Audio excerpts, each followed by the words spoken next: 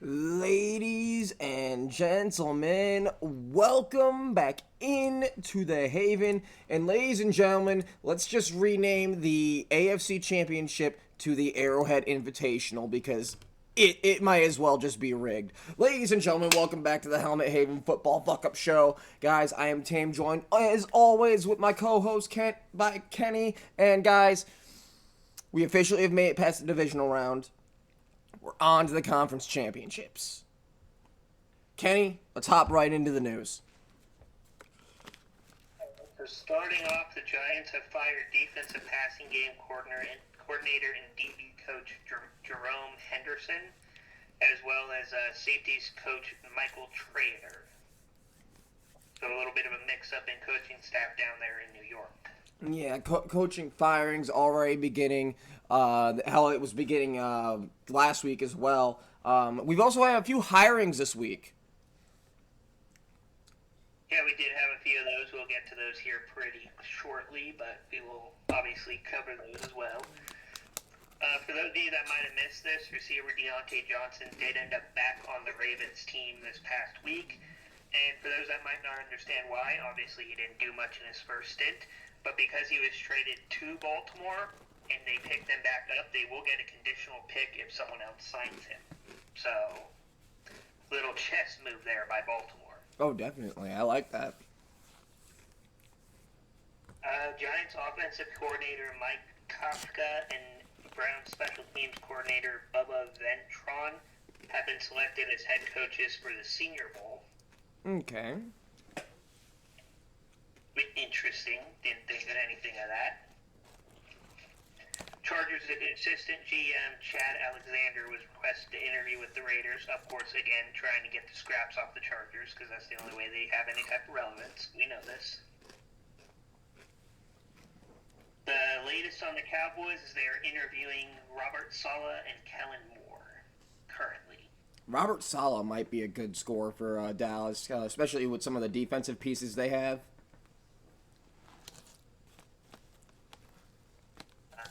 I am skipping some of the news, obviously, because some of these have to do with things that have already been decided. Completed some interviews here that we don't really care about. Here's something that may have jinxed the Ravens here. Is Roquan Smith said all the Ravens have to do is think it's going to be very simple for us. We just got to stick to who we are as a group. I feel like that was basically telling the Bills that no matter what they did, they'd be better than them, and I think that might have blown up in their face. Quite possibly. Georgia running back Trevor Etienne, brother of Travis Etienne, is in fact committed to the draft now. So, another family member entering the fray there. Let's see. Brian Flores is set for interviews with the Jets and Jaguars. That was just this past Friday when he was scheduled for those. News out of this is baseball, but it was brought up on here, so I'll go ahead and bring it up. The Brewers icon and baseball Hall of Famer Bob Uecker passed away today at age 90.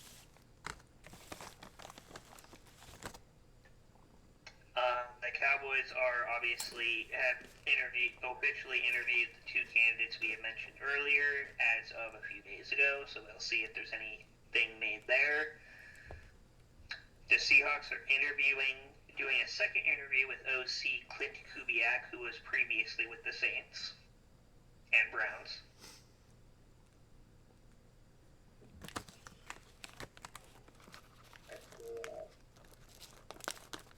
Want to bring this up, even though the game's already been played. This guy played a huge role in it, as Bobby Wagner was able to play Saturday despite missing 2 at practices with an ankle injury. By the way, for those that don't remember, Bobby Wagner's well over 30 now. My God, he belongs in a museum at this point. Yeah, he's still producing like he's a middle-aged stud and not an old man. So, I'm not gonna say like a young buck because that's not quite what's going on there. Cliff Kingsbury is not doing any interviews until after the playoff run is over. He told this directly to a few higher ups of NFL, like insiders and stuff. So, as his complete statement was, he wanted to focus on his current team, and he will handle anything having to do with outside the Washington organization once it gets to that. Okay. Alright, let's see what else.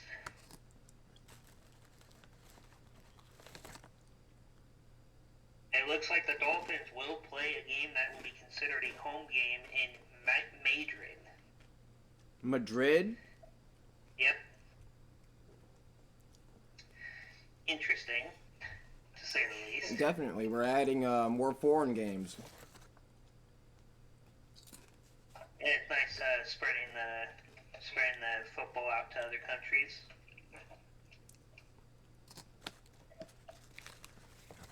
Let's see what else there is here. The Falcons are interviewing Steelers secondary coach Grady Brown for their defensive coordinator job.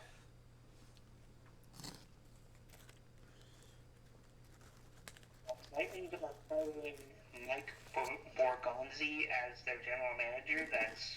I'm not sure who that used to be, but going to the team, but he finds a new home. Let's see. The Jets have finished interviewing Josh McCown for a head coaching candidate. Okay, then.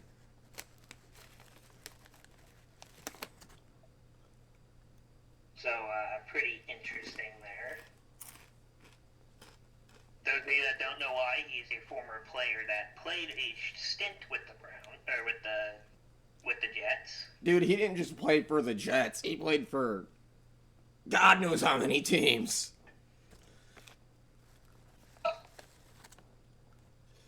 Obviously, this was good news for your team. However, it did not matter much as Joe Mixon, despite an ankle injury, did play through that divisional round. So, W, I guess. Sure. Oh, look, Matt Eberflus has been interviewed by Atlanta. Way to go, guys.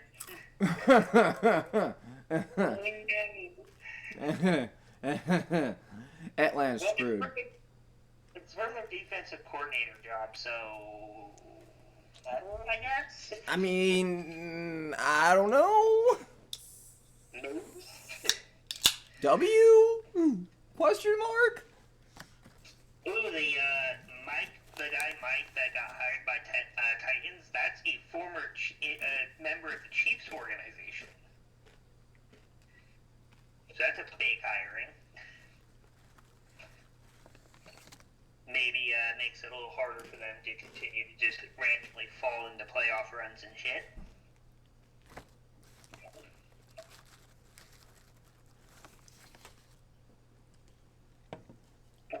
He made it clear he wants stability and winning from the next head coach for a chance to play at this time of year. Obviously, this was 4 days ago, so this is talking playoff football. Let's see. Gonna scroll past anything having to do with games here because we'll cover those shortly.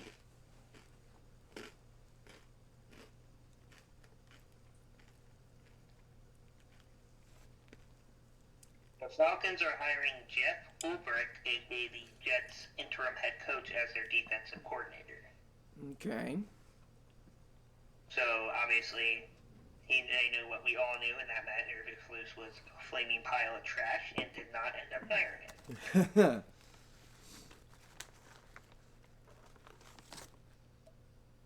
Let's see what they have going here.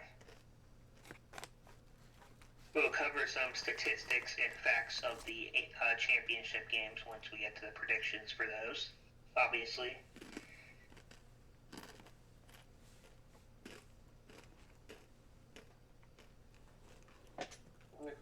What else?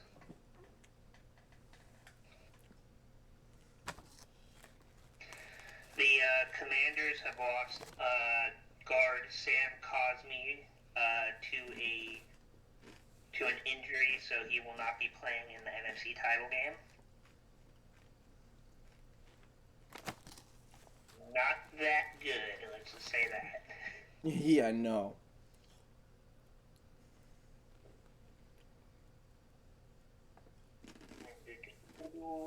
Scrolling through past all the game-related stuff.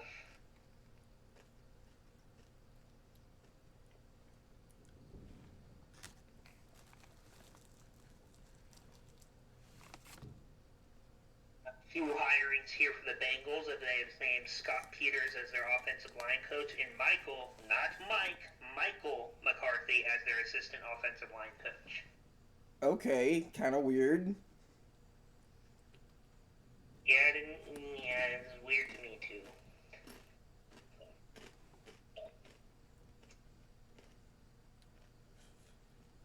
The Patriots keep Jeremy Springer as their special teams coach.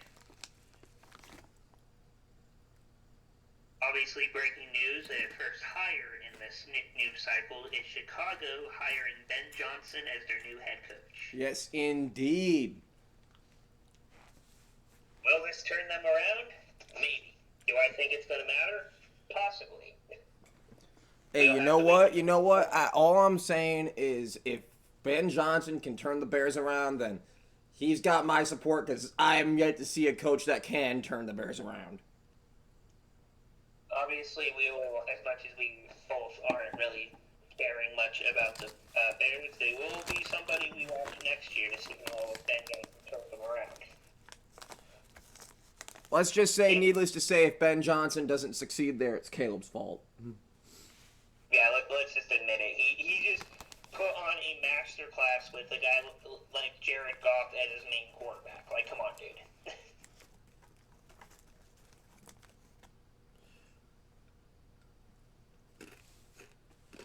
Let's see what else.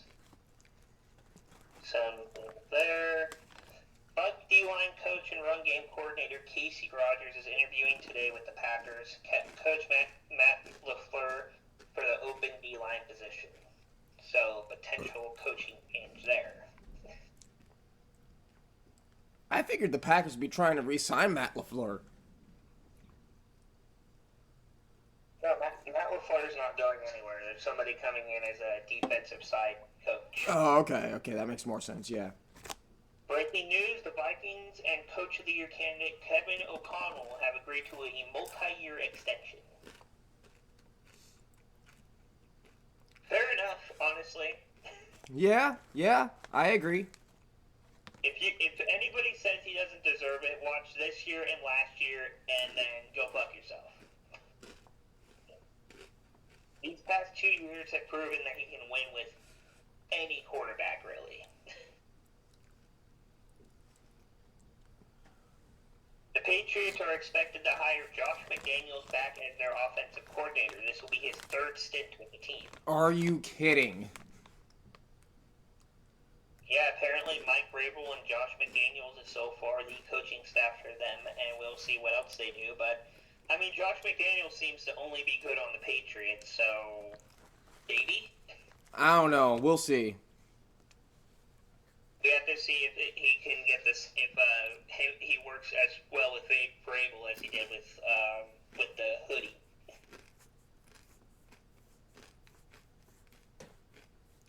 Let's see what else, if there's any other hirings.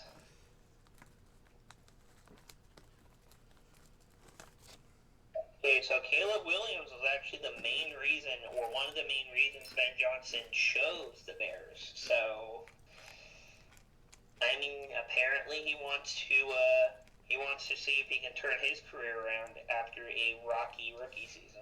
He turned down the job from the Commanders, and now he's going to go and make Caleb Williams a star out of spite. Or at least try to. Exactly. The Raiders are expected to hire Bucks assistant GM John Spivak as their new general manager. For those that do not know, he has connections to part owner Tom Brady, who is in charge of finding the new coaching staff for the Raiders. And we know Tom Brady doesn't like losing, so... No, he does not.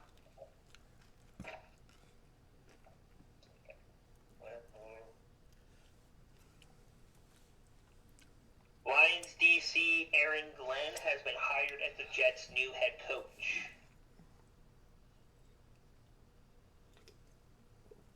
So it looks like the Lions will have to find new...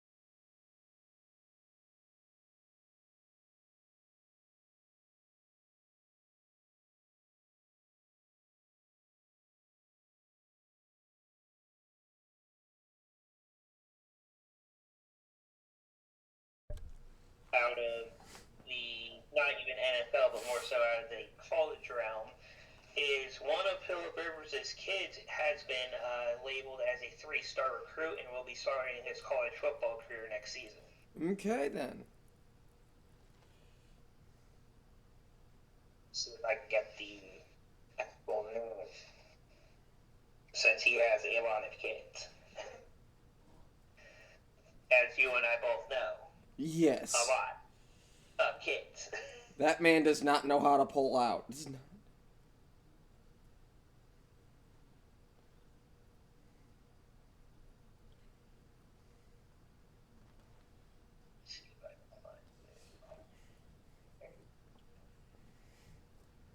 was literally just reported. Oh, here you go. Gunnar Rivers, son of Philip Rivers, lands at number 8 on the quarterback rankings for next season's quarterbacks of college football. So we'll see how that develops and how well Gunnar Rivers does in the NFL. But with that being said, that finishes up the news for today. All right, well then, guys, that was a little bit, a little bit less underwhelming news this week, but it's the conference championship week. What are you really expecting? You expecting fireworks? Speaking of fireworks, guys, we have the results of the divisional rounds, and some of them were better than others, and I'm needless to say, I'm not too happy about one of them, and I don't think anyone really is.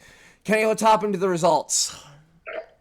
Alright, we're going to hop into the divisional round games, as we all have hopefully seen them to some degree, or did not miss the results at least. Here is what we know so far about what's going on. The Texans traveled to KC to take on the Chiefs and ended up losing that game. Nick is going to cover that extensively in his segment. All I'm going to say is lots of bullshit happened. Yeah, very, very, very upset about this because again, it's not the loss, it's how we lost.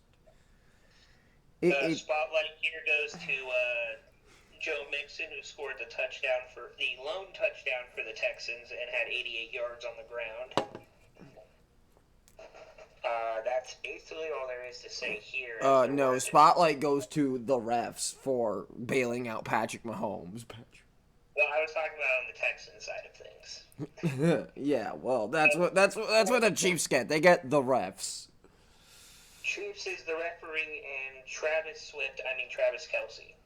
Yeah, no, we can't beat the Chiefs and the refs. I'm gonna try to hold in my rage about this for now because again, we're gonna be covering this on the Houston Huddle because it is some utter shit.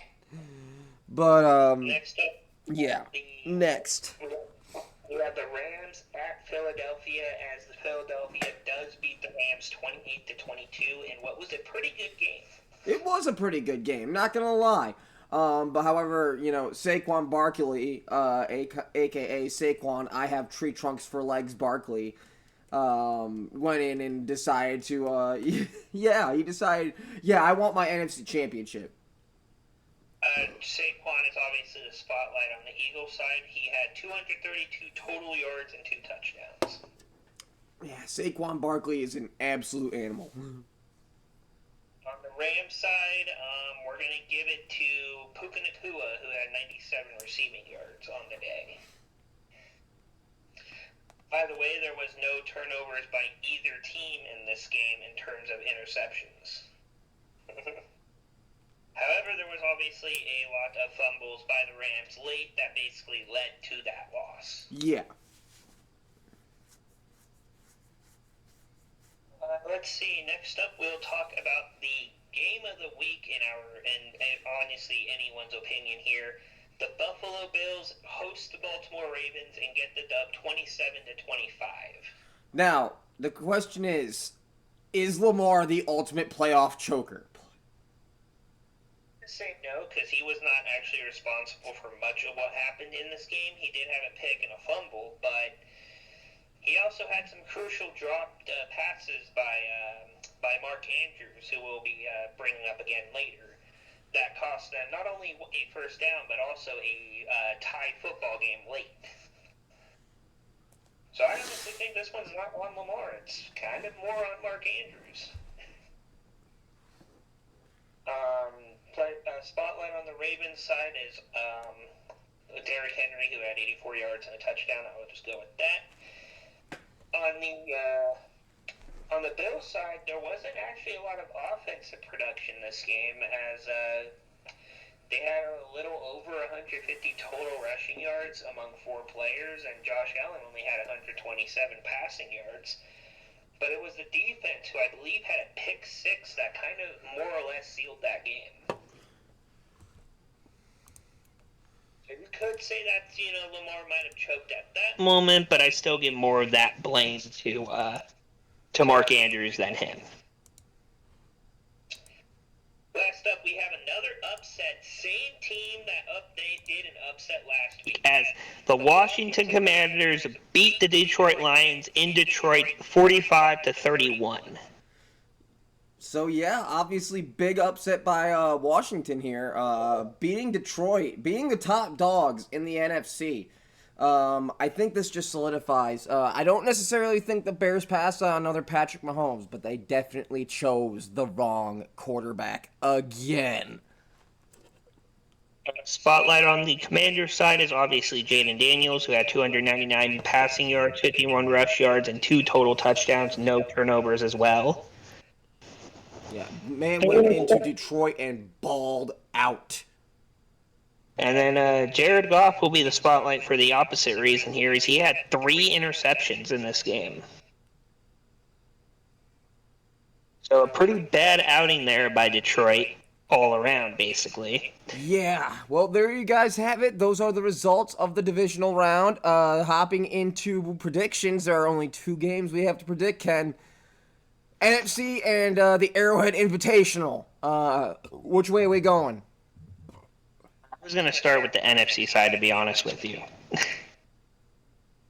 Because that one is being played first, but I guess we'll do the Bills first. Bills and Chiefs, obviously we've seen these 2 teams play in multiple playoff and regular season games, and all their games happen to be close and fun to watch. Yeah, they become absolute classics. I'm going with, I think we're both going with the same people here and the same specific quarterback here, as we're going with Buffalo Bills, a.k.a. the Fighting Josh Allens, over the corrupt-ass Kansas City Chiefs. Go Fighting Josh Allens! Go!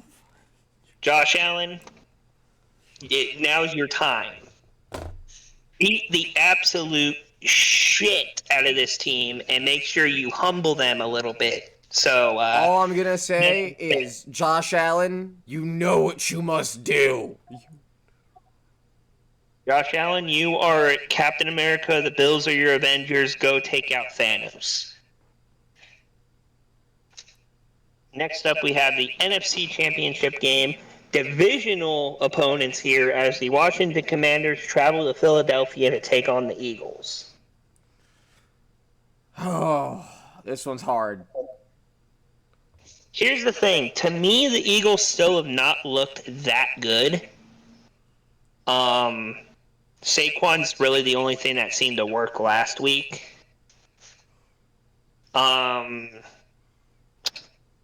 Washington just shut down one of the best teams in the NFL. Quite handily, might I add. They did split the series during the regular season, so this is a rubber match between the two of them. I think this is the one where we might split, because I honestly am rooting for Washington here. I'm gonna go with Washington, although my gut says Philly. I do want to let people know this is the first time in 33 years the Commanders find themselves in the NFC Championship game. So it's been a long time coming for these boys. Also, another fun statistic here. Jaden Daniels has now won as many games as Dak Prescott has in one playoff run. Also, Cowboys are the only NFC team that has not made a conference championship in the last 10, 15 years. 20 years almost, I think. So, yeah, Cowboys fans, you might want to shut the hell up and sit down until you do. Also, guys, before we go any further, I am going to apologize. Kenny might have been muffled here during this little bit of the podcast. I was having some technical difficulties and didn't even notice. But we have corrected the situation now. But moving on from the results, that pretty much wraps it up for the main portion of this show. Guys, moving on from there, we have the 30-second timeout. And guys, we had the national championship between Notre Dame and Ohio State go down. And guys, that's what we're going to cover, guys. Welcome to the 30-second timeout. What the hell's going on out here? I'm going to let Tame guide this because I was not able to really watch any of this game. So, yeah, he's going to have to lead this segment. So, yeah, unfortunately, Kenny was not able to catch a lot of this game. However, needless to say, if you guys don't know, Ohio State are your national champions for college football. Guys, Ohio State went in and handled business. They beat Notre Dame in pretty good fashion. They were pretty much dominant throughout the first and third quarter. The defense definitely shutting down Notre Dame's offense. But the Buckeyes beat Notre Dame 34-23 and become the 2025 college football national champions. And you know what? Big bounce back for this team after they lost to Michigan earlier this season. Actually, to close out their conference play with the loss to Michigan. But again, either of these teams would have taken a heavy loss earlier in the season, as Notre Dame also lost to Northern Illinois earlier this season. But nonetheless, both these teams put in the work, getting into the national championship. But only one walks out as winners, and that would be Ohio State. Now, guys, moving on from the 30-second timeout, guys, this slide is going to be changing soon. But Kenny and I have obviously found a way for us to keep busy while football is wrapping up and during the football off season with our creative players, or in Kenny's case, his coach. For his college, guys. Moving on into the Journey to Immortality, which I will be changing this slide very soon. But Kenny, do you want to go first? Because I know you're kind of in a bad situation as a coach. Yeah, I'll go ahead and start us off here. My first 3 seasons, I was basically Hugh Jackman with a lot less weapons and basically nothing really to work with. As I've said to Nick multiple times, I'm surrounded by children, and I hate them. We had 1 win in 3 seasons, and I have been recruiting people pretty good, and we have been closer and closer in some matchups that we weren't close in at all the first 2 years. And as it sits right now with this season that I'm currently on, we're sitting at 3-4, so our best season since I've gotten here. But I still have a lot of work to do as my quarterback's basically Jameis Winston throwing touchdown for interception every game. So I'll have to make some changes there. But as of right now, in terms of standings, my team is currently sitting at number 7 out of, I think it's out of 12. So we're doing very good this year, and that's all there is to it right now. And hopefully next time I'll have a better team to report on, but I will pass it over to the guy that's having a lot more fun than me right now. Yeah, so guys, I've been doing a player under my own name. I know last time I covered my little creation Jameson's career, but guys, I've been doing my own this time around, and this time with the realistic sliders. I'm just gonna throw that in. And the conferences I've also kind of messed with, but I'm not gonna tell all the conferences and where every team's placed because we'd be here for an hour. But guys, I'm working on a 5'9", 170-pound wide receiver, 4-star ranking out of high school. I have gotten through 2 seasons, freshman and sophomore. Spent my freshman year at Nevada.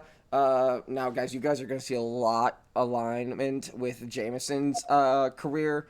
But moving on, started off in Nevada as the wide receiver 1, had 142 receptions for 1,777 yards, 12.5 not rack average. 12.5 receiving average, an average of 148.1 yards per game. Only 7 touchdowns, but 378 rack yards, a 2.7 rack average, an 88-yard long. We went 3-9, 3-5 in the conference. Finished 5th in the Mountain West Conference West division. And as far as achievements go, I was the Week 1 MWC Offensive Player of the Week against Troy. I was a first-team All-MWC freshman and a freshman All-American. On to sophomore year, obviously transferred the hell out of Nevada. Wanted no part of that after that, wreck of a season. Became wide receiver 1 as soon as I showed up. Had 158 receptions for 1,625 yards, so I did eclipse 3,000 yards. I was averaging 10.3 yards a catch, with an average of 135 yards per game. I had 12 touchdowns, so nearly doubled my record from Nevada. 311 rack yards, 2.0 rack average, a 33-yard long. We finished 5-7, 4-4 within the conference, and 4th in the Pac-12 South. As far as achievements go, I was the Week 9 game MVP against Utah, along with Week 9 Pac-12 Offensive Player of the Week. I was the Week 10 game MVP against Oregon State. Same thing with the Pac-12 Offensive Player of the Week. I was the Best Receiver Award winner and was first team All Pac-12. My only question about that season, how did I get the Best Receiver Award but wasn't voted All-American? I want to know, like, genuinely. But from there, I transferred to LSU. Again, guys, the goal is to be drafted out of Ohio State, and then, obviously, I'll be having a hopefully fruitful NFL career after college throughout this offseason until college football 26 drops. And then, the whole cycle starts over again. But, yeah, guys, that wraps it up for Journey to Immortality. Obviously, we don't have anything for Fantasy Football Roundup, unfortunately, because, fantasy football's over. Sad face. I know we all miss fantasy football. But, guys, from there, we hop into a segment that we haven't really had anything for the last couple of weeks. But this week, oh boy, do we ever. Guys, welcome to Ref Ball of the Week. What the hell's going on out here? Kenny, you want to take us into Ref Ball? Yeah, I'm going to probably lead the Ref Ball segment because you're going to go into probably immense detail about this during your personal segment. And this way they can clearly hear what's being said instead of rage-induced things like you're going to say. start to finish of this game was basically, let's figure out ways to screw over the Texans and help Patrick Mahomes. It got to the point, as he's probably going to bring up later, where even the people who suck him off in the fucking stands, aka the announcers, aka the analysts, even they said it was going too far. Even they said it should stop. That should tell you all you need to know. And Chiefs fans that are listening to this, yes, you do get helped by the refs literally all the time. You guys in this 5-6 year span that you guys have already became more annoying than Tom Brady was in his whole 20-year career. I didn't think that was possible, but it is. Congrats.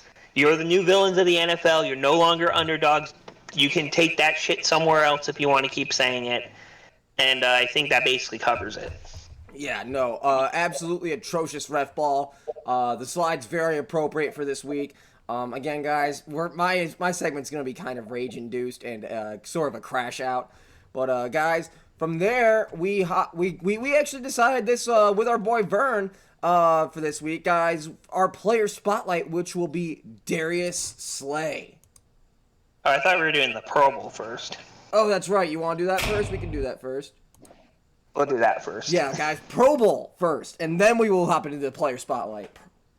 Okay, so let's start with the official rosters, as the Buffalo Bills had 2 selections on the initial roster with Josh Allen and Deion Dawkins.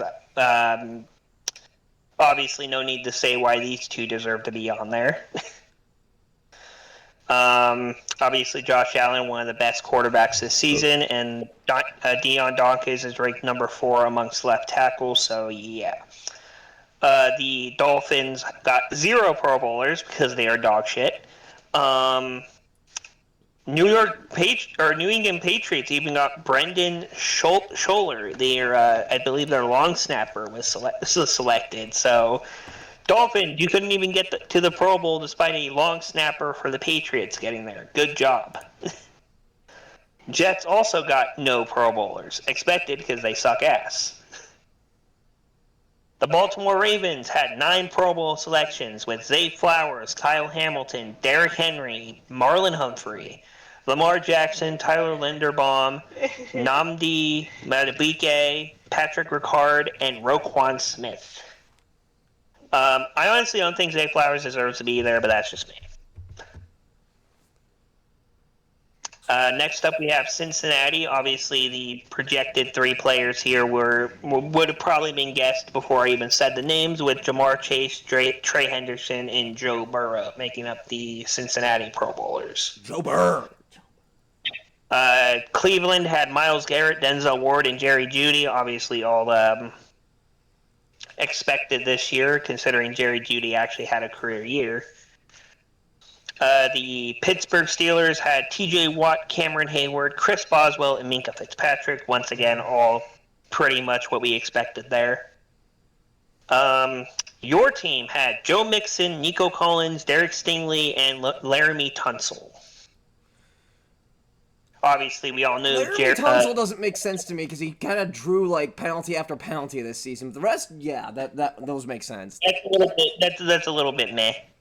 Too many penalties. I feel like you could have picked another left tackle somewhere else. I agree. The Indianapolis Colts had Quentin Nelson, Jonathan Taylor, and Zahir Franklin, who led the league in tackles, by the way. So all those guys deserve that, I'm pretty sure. The punter and long snapper for the Jaguars made it in. Expected because they had to punt a lot. Tennessee Titans had 0 Pro Bowlers because they all suck. Denver had Pat Surtain, Marvin Mims Jr., and Nick Bonito as their Pro Bowlers. The Queeps had Travis Kelce, Joe Thuney, Creed Humphrey, Trey Smith, and Chris Jones, a.k.a. the only reason the Chiefs did jack shit this year. Las Vegas Raiders, Toilet Bowls, whatever you want to call them. Max Crosby and Brock Bowers, we kind of expected that because that's literally all they have. My Chargers had Khalil Mack, Derwin James, and Rashawn Slater. Obviously, very well-deserved there. Dallas Cowboys had Cavante Turpin, Brandon Aubrey, Tyler Smith, Micah Parsons, and CeeDee Lamb. The New York Giants had only Dexter Lawrence, who at one point led the league in sacks, by the way. At defensive tackle, impressive. Eagles had obviously Saquadius Barkleys, Lane Johnson, Zach Bond, Landon Dickerson, Jalen Carter, and Cam Jurgens. Washington Commanders had Daniels and Terry McLaurin. Well, we pretty much knew that was coming. The lone Chicago Bear was Jalen Johnson. As you know from being a former Bear, he is a really good corner. Oh, yeah. Unfortunately, he's stuck on a team that's been shit, but we'll see if that turns around. Detroit had Frank Ragnow, Brian Branch, Jack Fox, Jared Goff, Penei Sewell, Jahmyr Gibbs, and Amon-Ra St. Brown. The Green Bay Packers had Josh Jacobs, Rashawn Gary, and Xavier McKinney, aka one of the best free agency pickups of the year. Minnesota Vikings had Jay Jettas, Andrew DePaula, Jonathan Greenard, Andrew Van Ginkel, Byron Murphy Jr., and Sam Darnold. The Atlanta Falcons had Chris Lindstrom and their long snapper. Carolina had J.C. Horn. The Saints had none. Tampa had Tristan Wirfs and Vita Vea. Kind of wild that a certain name's not on there, if you ask me. I think Tame knows who that is. Yeah. Well, two names, actually. I feel like you can make a claim for either of those two. Yeah, yeah. Arizona Cardinals had Buda Baker and Trey McBride. The Rams had one Pro Bowler in Jared Verse. Well-deserved, by the way. San Francisco had Nick Bosa, Kyle Juszczyk, George Kittle, and Fred Warner as their Pro Bowlers. And Seattle had Devin Witherspoon. That's all they had for their team. And then let me go ahead and tell you guys the alternates for the Pro Bowl now, real quick, because a lot of those, depending on which teams make the Super Bowl, will have to be switched out. So the Pro Bowl alternates for the Cardinals is their left tackle, kick returner, and kicker. The Falcons is Bijan Robinson, Jesse Bates, Caden Ellis, Younghoe Koo, Matt Judon, A.J. Terrell, and Grady Jarrett. Baltimore's obviously will be Kyle Van Noy, Ronnie Stanley, Mark Andrews, Daniel Falele, Justin Tucker, and Chris Board. Buffalo will be Connor McGovern, James Cook, and Ed Oliver. I'm just going to list the names that are actually relevant, to be honest. Panthers, Johnny Hecker, and Chuba Hubbard. Chicago had no alternates because, again, they suck. Cincinnati, Chase Brown, and Orlando Brown Jr. Cleveland Browns, Nick Chubb, David Njoku, J.O.K., and Wyatt Teller. Nobody from Dallas. Denver's is Bo Nix, Zach Allen, Mike Burton, Will Lutz. Lions is Khalif Raymond, Sam Laporta, Kirby Joseph, Jake Bates, David Montgomery, Taylor Decker, Jack Campbell. Packers, Jordan Love, Kenny Clark, and Tucker Kraft, as well as Jair Alexander, who would not play either way because he's obviously away with injury. The Houston Texans, we'll name all those because that's one of our teams. Daniil Hunter, Tommy Townsend, Will Anderson, C.J. Stroud, Kaimi Fairbairn, and Jimmy Ward. And I think you and I can both agree that maybe C.J. Stroud should not be in there, but that's beside the point. Yeah. Indianapolis Colts, DeForest Buckner, and Ryan Kelly. Jacksonville Jaguars is Brian Thomas Jr., Josh Hines Allen, and Trayvon Walker. Kansas City, obviously, they have to put Mahomes as an alternate because he probably cried about it. Trent McDuffie, Carson Steele, who we covered earlier in the year on a spotlight. Matt Ariza and Harrison Butker. The Raiders, Robert Spillane, I guess, is the only one worth mentioning there. The Chargers had Justin Herbert, Cameron Dicker, Darius Davis, Joe Alt, Joey Bosa, Scott Matlock, Nick Neiman, Brady Bozeman, and obviously Vlad McConkey, who I think should have made the roster over Zay Flowers. If anyone disagrees, they can cry about it. Los Angeles Rams had nobody as alternates. Neither did Miami. The Vikings had Joshua Metellus, and that's basically the only one worth mentioning there. Patriots and Saints had nobody. The Giants had Brian Burns and Malik Neighbors. The Jets had Quinnen Williams, Garrett Wilson, and Sauce Gardner. The Eagles had A.J. Brown, Jalen Hurts, Josh Sweat, Darius Slade Jr., who we'll obviously be talking about later, very shortly actually. Both their punter and kicker as well. The Steelers had no alternates. The 49ers had Brock Purdy and Trent Williams. Seattle Seahawks had Julian Love and Jackson Smith and Jigba. Tampa Bay did name Mike Evans and Baker Mayfield as alternates, so at least alternates, and they're not being snubbed entirely. The Titans had Tony Pollard and Amani Hooker, as well as Jeffrey Simmons and Ryan Stonehouse. And finally, Washington Commanders had Bobby Wagner, Tress Way, Austin Eckler, Dante Fowler, and Jeremy Chin, as well as Zach Ertz. And that will cover the Pro Bowl rosters. So, guys, that is it. And, guys, from there we hop into the player spotlight, which, again, I already said is going to be Darius Slay this week. Guys, this is the last segment before we start to close out the show, guys. So we're almost there. We're almost there. So, guys, let's hop into the player spotlight.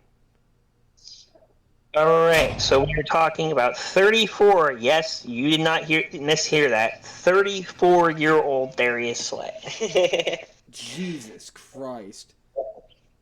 He was born January 1st, 1991, and was drafted out of Itawamba College before transferring to Mississippi. And he was obviously selected by Detroit initially in the second round of the 2013 NFL draft, which, for those of you that don't know how to count, is over a decade ago. Let's see. He did go to Brunswick High School, and I already brought up his colleges and his draft stock. He's played with Detroit from 2013 to 2019, and from 2020 to present day in Philadelphia. He was a first-team All-Pro in 2017. He's a six-time Pro Bowler, which was from the years 2017 to 2019, as well as 2021 to 2023. He is the NFL interception co-leader in 2017 and a second-team All-Sec team in 2012. A native of Brunswick, Georgia, Slay attended Brunswick High School, where he was initially a running back, by the way, and a defensive back.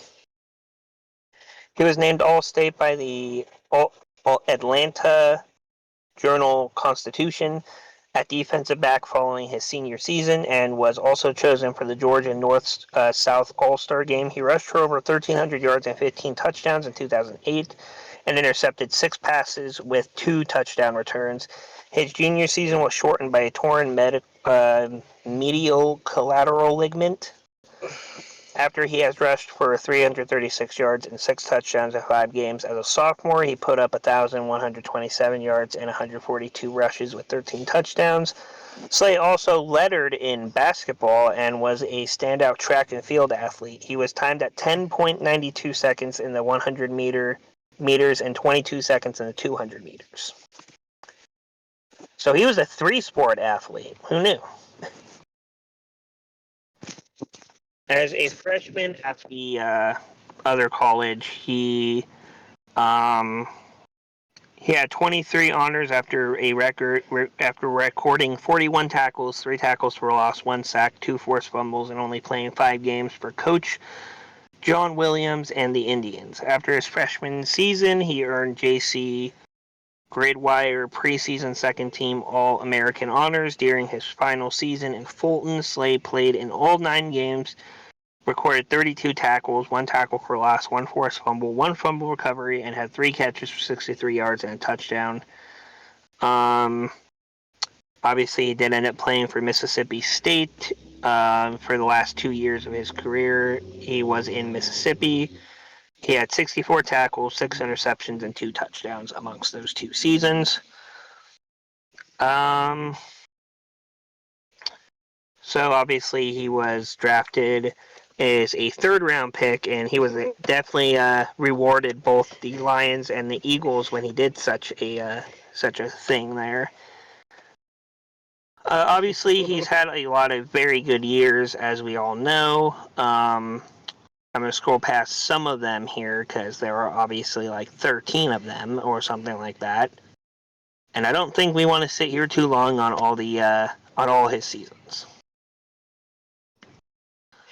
Obviously, he played with Detroit. He was a all-pro, pro star, whatever you want to use, corner. In 2018, Slay returned a touchdown or interception off of quarterback Josh Rosen, who is one of the biggest draft busts in NFL history, in a win over Arizona, earning him NFC Defensive Player of the Week during the season. He was named to his second Pro Bowl. In 2019, he recorded his first interception of the season on former Chargers quarterback Phillip Rivers in the 13-10 win over the Chargers. Slay was named in his third Pro Bowl in 2019, and then he obviously was sent over to Philadelphia after a power struggle in Detroit forced out any and all captains that were currently on the roster. On March 20th, 2020, Slay was traded to Philadelphia in exchange for a third and fifth round pick. Along with the trade, Slay signed a new 3-year deal the next day with the Eagles worth $50 million, including $30 million guarantee. In 2021, he was selected to his fourth career Pro Bowl after having several really good pass defenses and interceptions, leading the game-winning of the game-winning variety. In 2022, in Week 2, Slay had 5 passes defended, 2 interceptions, and a 24-7 win over the Minnesota Vikings, earning NFC Defensive Player of the Week. Slay reached his first career Super Bowl when the Eagles defeated the San Francisco 49ers in the NFC Championship game. Slay recorded 4 tackles, but the Eagles lost 38-35 to the Kansas City Chiefs. On March 15, 2023, Slay was released by the Eagles, but would be re-signed on an extension the next day on March 16th.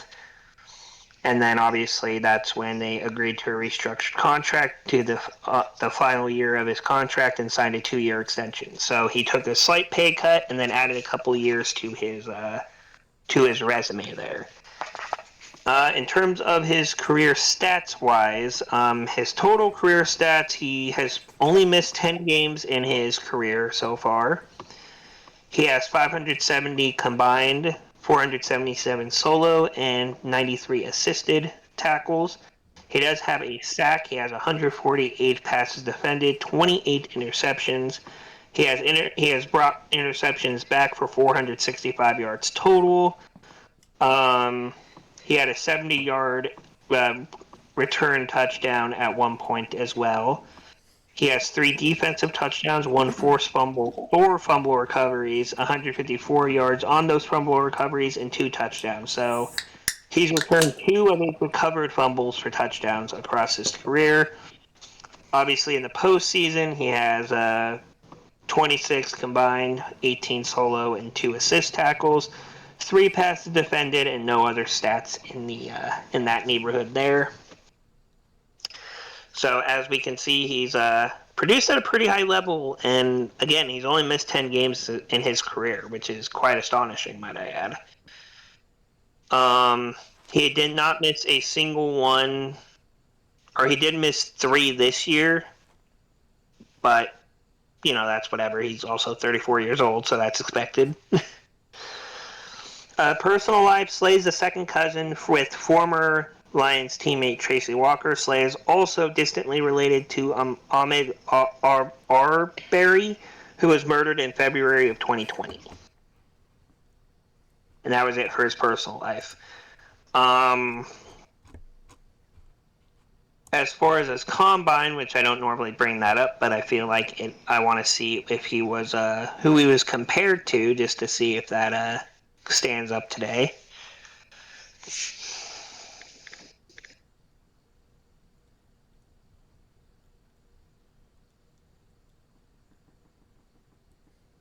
Let me see. So Darius Slay was most compared to prior to the draft to, it looks like, it's taking a second longer to load than I expected it to. Come on, load faster. There you go. It looks like he scored high. He had some good statistics here for the combine. He was slated to be a aggressive corner with good length. He is skilled in playing the hands of the receiver and force incompletions because of it. Slade's toughness translates when it comes to his run defense and special teams play. He's going to have to prove his speed at the combine, but he should go in the middle rounds. They were right about that, obviously. And Antone Cason is who he was compared to. His strength was he had a good build for the position and long arms, gets good use out of his length, and will use his hands to disturb receivers during their route. Very good at attacking the hands and arms of receivers, goes for the reception, forces a lot of drops, works across the face of his blockers, and creates separation with his body, and physical tackler, solid hands. His weaknesses is that he was on the slimmer side, could stand to add strength, slays too upright in his back pedal, doesn't have the quickest speed. Faster receivers could give him issues, struggles with putting his foot in the ground and driving on the ball. I think that's quite fair, but I do think he might have outplayed their initial thoughts there, in my opinion. But that is it for the player spotlight today. Well, guys, that brings us to our closing segments of the show. And, guys, I don't know how long Kenny's is going to be. But, guys, welcome to his segment to close out the show. Charged Up.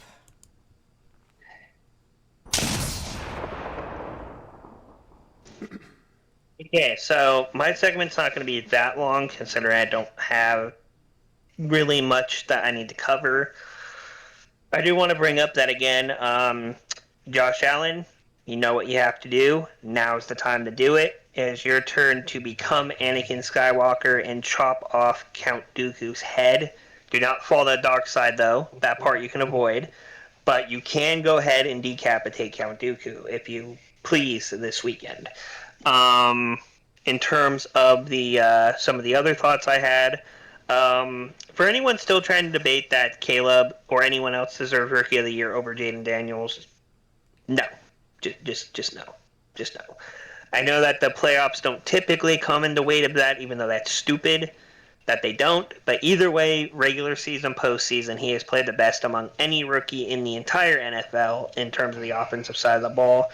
Brock Bowers is the best tight end, but guess what? It's a quarterback award, and he has no, and I mean no competition at the quarterback position at this moment for the award. So he's going to probably run away with that. Defensively, Jared Verse, I still believe, will be the defensive player, and that one's a little more debatable, but we'll cover more of the awards stuff probably next week. The next thing I have to say is Broncos fans, we are both eliminated at the same time. Obviously, I do know a few of you that are cool, so hopefully I'll be able to talk to you guys shortly after this on whatever platform I talk to you on. In terms of the Raider fan base, I mean, you guys are getting some good hires. Tom Brady's doing a good job, but unfortunately for you, Tom Brady can't suit up a quarterback, so you'll still have to figure that out before anyone's scared of you. In terms of Lions, we'll be covering you guys shortly, but we'll have to watch to see what you do with your staff, because you're losing both your OC and DC, and well, Dan, you still got Dan Campbell, so I believe you'll still have a chance of doing well either way. But this is definitely going to be interesting to see which directions you go in. Lastly, the title games are either way. I think as long as Casey's not there, anybody in the U.S. is going to be happy with whoever's in the Super Bowl at this point. Both these games should be entertaining, should be close, and last thing I'll say is fuck the Chiefs. And then I'll go ahead and pass it to Nick, who probably is going to have a longer segment than usual because he's going to have a lot to say, a lot to get off his chest like I did last week. So I'm going to go ahead and pass it to him so he can start that. Guys, welcome to the Houston Huddle. Houston, we have a problem. If you'll excuse me, I need to go and breathe. Let's take a smoke so I can breathe for this segment. Headphone warning and language warning for those younger audience members.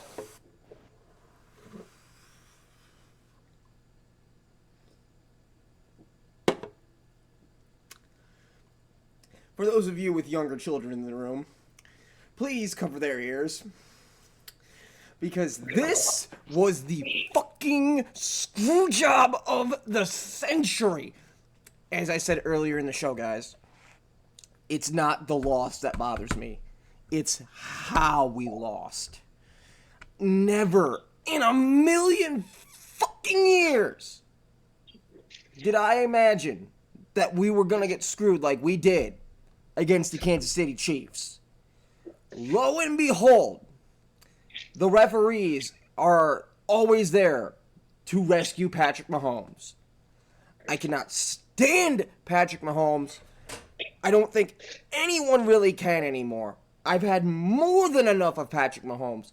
Guys, this was the first game ever where a team has outgained their opponent by over 100 yards and lost.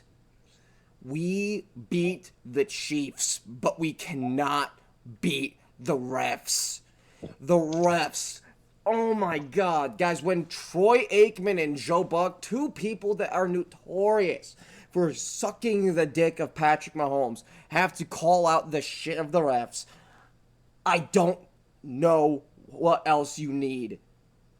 There's blatant ref ball happening in the NFL. And you know what? I'm glad that players and coaches are speaking out against it because, good God, if we don't do something about it soon, this is what draws people away from the NFL. This is what makes people think the NFL is dying. And to some degree, I agree with those people. I see why these people don't want to watch the NFL anymore. I see why these people don't want to support the NFL anymore because it's rigged for the Chiefs. I cannot believe how badly we got screwed in that game. Josh Allen, please, for the love of God, avenge us. You are our last hope before we have to suffer through Patrick Mahomes in another goddamn Super Bowl. Take a breather. It's over now. They can't hurt me anymore. I don't know, guys. Hopefully next season goes better. I still believe that our team's Super Bowl window is wide open. But wow, this week hurts, and it hurts bad. But with that said, guys, we're going to close out the show. Guys, welcome to the segment the show is named after, guys. We have 2 fuck-ups of the week. Okay, we're going to start with it was at this moment that he knew. The lesser of the 2 here. We're going to talk about the Detroit Lions is going to be the one we start with here, because this is purely football related, so I feel like that's the lesser of the 2. Yeah, I definitely agree. Detroit losing to Washington in the divisional. You know what? Like, I have mixed feelings about it, man. Like, Detroit, you were the top dogs. But, like, at the same time, like, it just makes me more impressed with Jaden Daniels.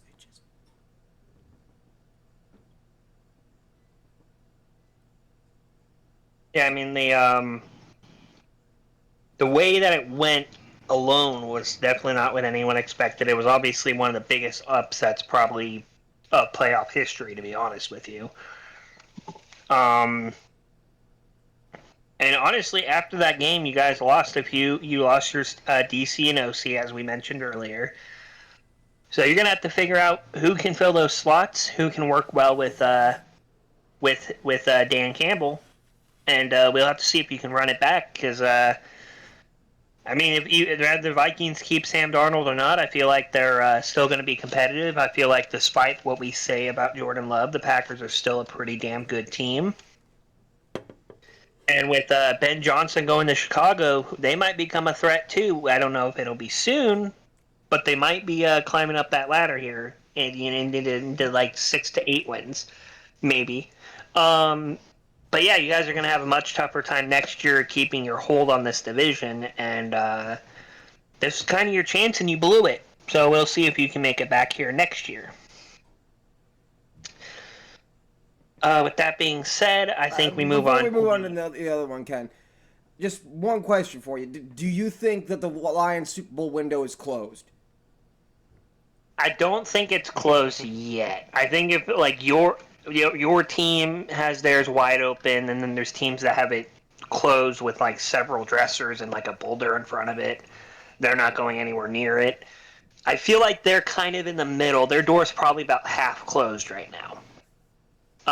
They still are going to have most of their roster next year. They might stay healthy next year, which again was a big reason their health caught up to them with that loss, I believe. But I think you have maybe 1 or 2 more years where you are not going to have to pay out the ass for all these good players. But you got to get it done in those 2 seasons because you have like Aiden Hutchinson you got to spend money on. You have quite a few other guys that are coming close to deals that you're probably not going to be able to afford everybody. 2 more years is how long they have for their door to be open at all. And so Detroit wasted this year. You got 2 more chances, maybe 3 at best. I suggest you figure things out because the rest of your division is going to be right on your ass the entire time and waiting for you guys to fumble it so one of them can pick it up. Moving on from there, Ken, we have our other fuck up of the week. We saved this one for second again because the last one was purely football. This one just proves how absolutely shitty people are. And that's the death threats sent towards Mark Andrews by the Baltimore fan base. And guys, we've had to cover, violent fans several times on this show this year. And quite frankly, I'm getting tired of it. Yeah, Mark Andrews, big whoop. He dropped a couple passes. Oh, no. Like, people drop passes all the time. There are teams that have multiple players that drop passes all the time. Now, will I say that the 2-point conversion that he dropped could have most fans in the stands made that catch? Yes. But you have to remember, but it was mostly him, Zay Flowers, Derrick Henry, and Lamar Jackson that even got you there. If you take any one of those pieces out of that offense, do you really think that the Ravens would have made it that far? I don't think they would have, to be super honest with you. I think obviously with Lamar specifically, you take him out of that equation, you guys would probably be a 5-win team. No Derrick Henry, I don't know. Maybe you guys would have still made it there anyways, just with the worst record. But I honestly think if you take away either of those two or either of the receiving options, this season might have ended up a lot different. So obviously death threats never okay. It doesn't matter how much you like or dislike a player. Tame and I have mentioned as much as we don't like injuries in the league, we have said we want to see shit happen to Mahomes, but that's because it's Patrick Mahomes and he's honestly a little crybaby bitch that deserves it. But death threats in general, not okay. I don't care who it is. We've said this at least 3 times before. Hopefully we don't have to touch base on this type of shit anymore for future episodes. If we do, we'll obviously say the same thing at that point as well. Well, guys, that's going to do it for this week. My closing thoughts, just real quick. Guys, for the Buffalo Bills, defense specifically, if you're going to get flagged for just being in Patrick Mahomes' personal bubble, lay him out. That's all I have to say. I'm going to piggyback off that. Coaches don't typically like players taking penalties, but Sean McDermott, grow a pair of balls and let them do whatever the fuck they want to that man. They're going to cost you yards even if you touch them or not, so you might as well make the penalty, as he said, worth it. If he does one of those little jump things he likes to do over players or those little fake slides, crack him in the head. I don't give a fuck. He's playing stupid games. It's about time he starts winning some stupid prizes. Obviously, Josh Allen on the offensive side of the ball. You beat this team in the regular season. We've seen that a few times. Bring that attitude, bring that everything with you this time around. Make that defense your bitch for 60 minutes and make Patrick Mahomes chase you and take those fucking hits. It's your chance to be the hero not only the NFL world needs, but the sports world needs. You need to put a blade in the chest of this sorry-ass Chiefs team and send Kelsey over to his fucking retirement home. That's all I'm going to say for my closing thoughts. Well, guys, that's going to do it for us this week. Guys, next week will be the big award show where we will have several guests. So, guys, big episode. Big episode next week as we'll be celebrating the Super Bowl and Pro Bowl simultaneously, along with our own little award show for the podcast, guys. Guys, it's been fun. It's been a fun season, but it's all coming to an end very soon, guys. Very soon. I don't know if we're all ready for it, guys. We're signing off. Go Bills. Beat the Chiefs. We'll see you guys next week. And as the story's told, if you didn't know, I'm running up the scope. This is DMO. Can you hear me? There's some of them minds, man, they better fear me. They need glasses, they can't see it clearly. I don't chase the money, it just like to come near me. Yearly, truly, my life is a movie. Took her on a date once, now she tryna groove me. I'm really that guy, they gon' have to sue me. Then had the juice, time to mix it like a smoothie. Groovy, they asked me how I get up, I told them had to start down. Found me some real ones, now I got a crew now. Met a loyal girl, 4 years later, that's my boo wow. And now I'm out here giving new sounds like boom pow.